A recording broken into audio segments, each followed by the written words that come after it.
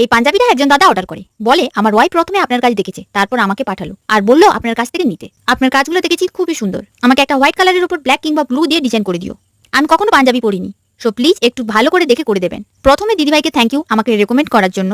আমি আমার প্রতিটি কাজ অনেক সময় দিয়ে করি, যতটা ফিনিশিং পারফেক্ট করা যায় তারই চেষ্টা করি, একদম তাড়াহুড়ো করি না। আর এই কারণেই আমি বেশি অর্ডার নিই না, কারণ একটা যদি খারাপ হয় নামটা কিন্তু আমারই যাবে। ইনফ্যাক্ট অসুস্থ অবস্থায় যে ছোট বেবির পাঞ্জাবিটা আমি করেছিলাম তাতেও কোনো তাড়াহুড়ো করিনি, কারণ ধরতক্তা আমারও পেরেক এই ধরনের কাজ আমার দ্বারা হয় না। আমি পেন্টিংও খুব স্লো করি, খাবারও খাই খুব স্লোতে, তাই আমার বাড়ির সবাই ও রিলেটিভরা আমাকে স্লো ব্যান্ড বা শোকি দুর্বলা বলে। যদিও এই কথাটা আমার শুনতে একটু ভালো লাগে না, যাই হোক। টুকাই বলেছে দিদি আবার তোমার 10K কমপ্লিট হয়েছে, যারা দিদিকে ফলো করে আনফলো করেছো তারা প্লিজ এমন করো না। Thank you Tukai.